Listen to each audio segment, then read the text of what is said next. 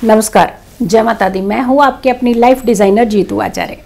पापाकुशा एकादशी, जिसके नाम से ही आपको लगता है कि पाप से मुक्ति मिल सकती है, लेकिन सिर्फ पाप से मुक्ति नहीं मिलती है, आपके कर्म भी सुधरते हैं। इससे आपके जीवन में बहुत बड़े बड़े चेंजेस भी आते हैं। अब जब हम इस एकादशी की बात कर रहे हैं तो ये एकादशी दशहरे के दूसरे दिन पड़ रही है, यानी 6 तारीख को पड़ने वाली ये एकादशी बड़ी ही उत्तम एकादशी है। आश्विन मास की ये एकादशी, आश्विन महीने की ये एकादशी है और शुक्ल पक्ष की एकादशी है। बहुत ही अच्छी मानी जाने वाली एकादशी है। अब कहते हैं कि त्रेता युग में भगवान श्री राम की जब हम बात करते हैं तो उनके भाई, उनके भ्राता का जो भरत का मिलन हुआ था, ये मिलन जो है इसी दिन कहते हैं कि हुआ था। ऐसी मान्यताएं हैं, बहुत सारे ऐसे कहा जाता है कि इसी दिन इनका मिलन आपस में हुआ था। आप सोचिए ये कितना तपस्या का दिन होगा, ये कितने भाव का दिन होगा, कितनी हैप्पीनेस का दिन होगा कि जब अगर इस तरीके की कुछ भी एक्टिविटीज़ होती हैं तो कितनी शुभता प्रदान करने वाला दिन माना जाता है। कठिन तपस्याओं के साथ ही किसी भी व्रत का पालन किया जाता है और कहते हैं जब हम तपस्याएं कठिन करते हैं तो राह उतनी ही आसान होती है, क्योंकि जिस कामना को पाने के लिए हम व्रत करते हैं वो भले ही कितनी बड़ी मुश्किल भरी कामना क्यों ना हो, जब अब तपस्या कठिन हो जाती है तो राह आगे की आसान हो जाती है। तो पापाकुशा एकादशी की जब हम बात करते हैं, ये कहा जाता है कि शेष नाग के ऊपर शयन करने वाले भगवान विष्णु की आराधना का ये सबसे उत्तम दिन माना जाता है और इस दिन आराधना करने से भगवान विष्णु बड़ी जल्दी मानते हैं, क्योंकि होते तो वो शयन निद्रा में है, लेकिन सृष्टि का फिर भी ध्यान तो रख ही रहे। योग निद्रा है उनकी, तो गहरी नींद में सो जाते हैं, ऐसा नहीं है।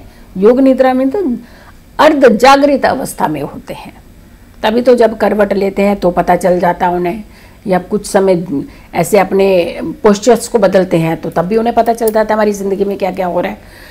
अब आती है बात की, ये जो एकादशी है ये समस्त पाप से मुक्ति की एकादशी कहते हैं और अपनी मन की इच्छाएं पूर्ण करने वाली एकादशी भी होती है। यानी इस एकादशी में सिर्फ और सिर्फ आपके पाप नहीं धुलते हैं, ये एकादशी आपकी मन की इच्छाएं पूर्ण करने वाली, कि आपकी जैसे कोई मन की इच्छा है वो आप ज़रूर पूर्ण होती है इस एकादशी को करने से। अब ये एकादशी की जब हम बात कर रहे हैं तो इस दिन करना क्या चाहिए, व्रत के नियमों का खास करके कुछ पालन करना चाहिए। कहते हैं कि जब सूर्य अस्त हो जाए, पहले दिन का सूर्य अस्त यानी 5 तारीख का जैसे दशहरा है तो 5 तारीख को सूर्य अस्त के बाद आपको कुछ खाना पीना नहीं चाहिए, लेकिन आप तो सेलिब्रेट फेस्टिवल की तरह मनाते हैं कि सुबह उठेंगे तो व्रत है हमारा, रात को खा लेते हैं, 11 बजे भी खा लेंगे। नहीं करना चाहिए। सूर्य अस्त के बाद नहीं खाना चाहिए भोजन, और उसमें तामसिक तो बिल्कुल भी नहीं होना चाहिए।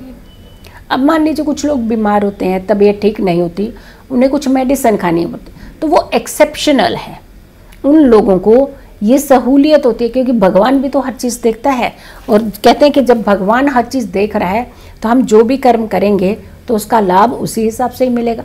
खुद के अंदर चीटिंग नहीं करनी है। इस दिन आपको कहते हैं कि अगर एकादशी का व्रत करते हैं तो जितना सूर्य यज्ञ करते हैं ना, आप सूर्य देव को प्रसन्न करने के लिए बड़े बड़े यज्ञ करते हैं, यज्ञ के जितना फल मिलता है आपको इस एकादशी के व्रत को करने से। अब इस व्रत को करने से सिर्फ आपका भला नहीं होता, आपकी कई पीढ़ियों का भला भी होता है। इससे कई पीढ़ियों को इसका फल मिलता है और ये एकादशी अगर आप कर सकते हैं तो बहुत ही अच्छा माना जाता है, बहुत ही शुभ मानी जाती है। आपको आपके दुख कटते हैं, आपके कलेश कटते हैं, आपके घर से कलेश का अंत होता है। आपके घर में अगर के किसी तरीके की परेशानियां हो, जैसे बहुत सारे लोग कहते हैं कि पितृ दोष भी होते हैं, कहते हैं अगर इस एकादशी को किया जाए पितरों के नाम से, अगर कि उनको एक अर्पण कर दीजिए, जैसे बहुत सारे लोगों को पितृ दिखते हैं सपने में, और कई बार जो होते हैं आप श्राद्ध पितृपक्ष में आपने नहीं उनकी कोई विधियां की होती हैं, या ट्रैवल कर रहे या कुछ है, कहते हैं कि अगर कि इस समय पापाकुशा एकादशी रख लेते हैं तो पापाकुशा एकादशी से आपके वैकुंठ में रहने वाले पितृ भी प्रसन्न होते हैं, पितृ शांत होते हैं, उन्हें वैकुंठ में एक अच्छा स्थान मिलता है और तो और हमारे मोक्ष की भी एकादशी होती है। ये हम भी अगर के हम मोक्ष पाना चाहते हैं, हम भी अगर चाहते हैं कि हमें इस दुनियावी दुनिया से मोक्ष चाहिए, तो ये मोक्ष की एकादशी भी मानी जाती है। ये रक्षा करने की एकादशी है, ये सुरक्षा की एकादशी है। कुछ चीज़ें आपने ध्यान रखनी है। एक तो आपने दशमी का जो सूर्य अस्त होता है उसके बाद आपने कोई भोजन ग्रहण नहीं करना है। दूसरा, चावल का प्रयोग नहीं किया जाता है। ये ध्यान रखने की ज़रूरत है कि हम चावल नहीं खाते हैं लेकिन चावल के बनी हुई कुछ चीज़ें खा लेते हैं, कुछ ऐसी चीज़ें होती हैं उसका प्रयोग हम कर लेते हैं। तो आपने चावल नहीं खाने मीन्स नहीं खाने हैं। उसमें से एक दाना भी कहते हैं ना कि चावल का आपके मुंह में नहीं जाना चाहिए। और फिर आती है बात कि आपको क्या क्या चीज़ें करनी चाहिए। दिन में शयन नहीं करना चाहिए। एकादशी रख करके कभी किसी की निंदा नहीं करनी चाहिए। और ख़ास करके कहते हैं कि हमारे पूर्वज, हमारे बुजुर्गों की, क्योंकि एक तरफ हम उनके मोक्ष के लिए बात कर रहे हैं, एक तरफ उनकी शांति प्रदान करने के लिए बात कर, बिल्कुल अच्छे नहीं थे वो, अच्छा हुआ चले गए। ये जो भाव आपके होते हैं ना, ज़रूरी नहीं है कि कोई व्यक्ति आपकी बात सुन नहीं रहा, लेकिन जो आपने अपने इर्द गिर्द वाइब्रेशंस पैदा की है तो वो तो बहुत ही नेगेटिव कर दिया आपने। सारा किया कराया तो आपने ख़त्म कर दिया। तो आपको कोई भी ऐसा भाव नहीं रखना है जिससे आपको एकादशी का फल ही ना मिले, एकादशी या फिर ये कहें कि किसी भी आपको व्रत का फल ना मिले। एकादशी के दौरान हमेशा ब्रह्मचर्य का पालन किया जाना चाहिए। कभी भी ध्यान रखें, जब हम नियमों को सिस्टमेटिकली लेकर के चलते हैं तो वहाँ आपकी सफलता बहुत नज़दीक होती है।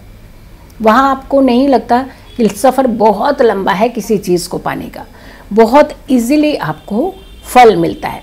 लेकिन हम एक बात ज़रूर कहेंगे, जो लोग स्वस्थ नहीं हैं कृपया करके वो व्रत नहीं रख सकते हैं तो ज़रूरी नहीं है कि रखना ही है, ना रखें।